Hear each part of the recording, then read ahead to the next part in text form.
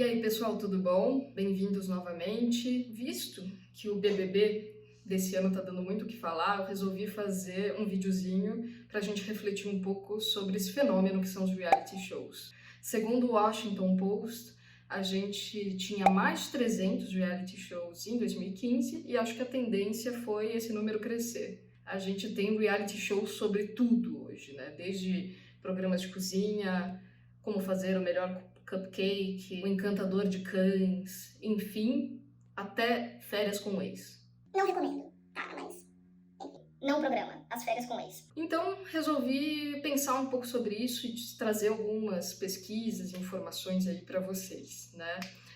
Por que a gente gosta tanto dos realities? Eu já digo de antemão que meu preferido é o Queer Eye for the Straight Guy. Assisti todas as 5 temporadas, inclusive o especial no Japão.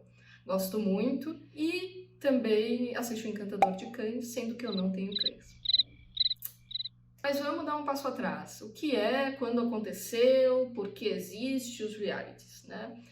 Um reality é aquele programa que usa personagens reais, né, para acontecer, ou seja, famílias reais, pessoas comuns, ou como a Casa dos Artistas, por exemplo, coloca a vida real, né, com celebridades ou não, mas enfim, ali como o BBB também.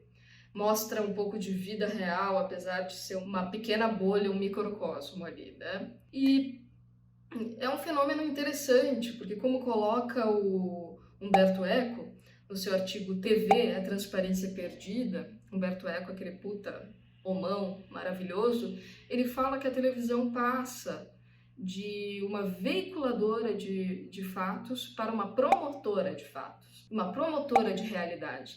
Isso é interessante, mas de qual realidade a gente está falando? Será que é uma realidade que nos aliena ou é uma realidade crítica? Qual é essa realidade que os realities mostram? Então, assim, no Brasil, né? Esses programas começaram com a MTV, afinada, um minuto de silêncio para ela, e com o programa 20 e poucos anos, mas que não teve tanto sucesso de público, e também depois o grande boom dos realities foi com a Casa dos Artistas, na MTV, e só em 2002 o Big Brother apareceu na Globo. Mas nos Estados Unidos os realities começaram muito mais cedo.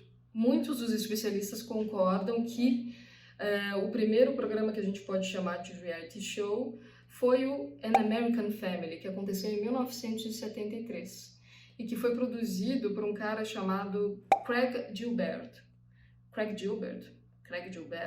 não sei, Craig Gilbert.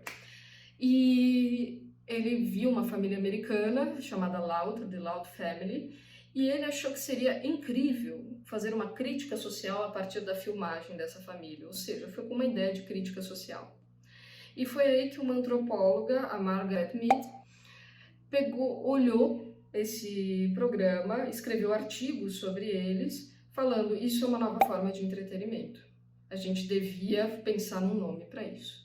E só alguns anos depois a gente começou a chamar isso de reality show. Ou seja, né, aquilo surgiu com o germen da crítica social. Então não é à toa que esse microcosmo do BBB de 2021, num período de polarização política, e que foi, segundo alguns analistas aí, o BBB com mais diversidade, já era hora, né, gente, pelo amor de Deus, e que tenha trazido tantas polêmicas políticas, de homofobia, bifobia, transfobia, de racismo. Não é surpreendente que essas polêmicas apareçam, é surpreendente que a gente ainda continue promovendo tais preconceitos, mas não é surpreendente que eles apareçam ali.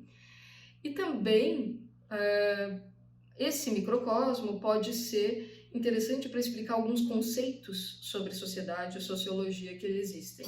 Por exemplo, a transição entre a sociedade disciplinar, que é um conceito do Foucault, que fala sobre as engenharias de disciplina que aparecem nas instituições, por exemplo, na escola, nas prisões, nas instituições religiosas, na família, para uma sociedade de controle, em que a gente tem essa mesma disciplina, essa engenharia disciplinar, esse controle, mas a gente não percebe. Não por acaso o BBB foi criado a partir da inspiração em 1984, o livro do George Orwell, que falava justamente sobre uma sociedade do controle, sobre essa ditadura do controle. E isso culminou num programa em que as pessoas ficam 24 horas sendo vigiadas por câmeras, coisa que acontece muito hoje em dia também. A gente está imerso nessa sociedade com os gadgets móveis, isso se torna ainda mais chocante, porque agora qualquer um pode fazer um vídeo, as câmeras estão em qualquer lugar. E isso se torna ainda mais potencializado pelas redes sociais, que nos dão aquela impressão de ter mais voz, de estar numa comunidade, mas que na verdade não é bem assim. Bauman e Lenskins escreveram um livro maravilhoso chamado Cegueira Moral, em que eles dizem que isso é uma ilusão de ter mais voz, é uma ilusão de ter controle, isso é uma ilusão de estar numa comunidade, mas a gente continua sem representatividade, a gente continua sem voz. E talvez por isso a gente goste tanto de ver pessoas como nós, anônimas, na tela. Talvez. E também existem outros motivos para a gente gostar tanto do BBB, gostar tanto dos reality shows, que são questões internas. Por exemplo, todos nós somos um pouco sadomasoquistas. Tem uma jornalista interessante, a Jennifer Posner. Ela escreveu um livro que fala sobre televisão e ela estudou bastante os reality shows. E numa das falas dela, uma das entrevistas, ela diz: é aquela mulher saindo arrasada de um reality show porque ela não conseguiu o Bachelor lá, que nos segura ali. Tanto porque a gente se enxerga nela, quem nunca levou um fora na vida, quanto porque a gente é sádico. Então a gente pensa, puta, que bom que não sou eu ali. Outra questão é o que eu chamo de brochada ao vivo. E esse termo eu li num artigo que eu achei muito bom durante as Olimpíadas de 2016, em que as pessoas estavam postando muitos erros dos atletas, muitos erros do tipo, o cara do salto com vara se estrepando ali, né? O outro, sei lá, torceu o pé antes de correr, enfim. E aí o autor fala algo muito certo. Todo mundo tem suas brochadas, todo mundo tem seus feios que são horrorosos, mas eles não são ao vivo. Então, quando a gente vê esses feios ao vivo numa sociedade onde só aparece sucesso e onde o sucesso tem um lugar assim que quase exclui o fracasso, e que isso ainda é potencializado pelo Instagram e pelas redes sociais, além de muito frango com batata doce que aparece, é quase libertador ver esse fracasso. Porque parece que, nossa, finalmente ele existe, não sou só eu. Outra questão, voyeurismo.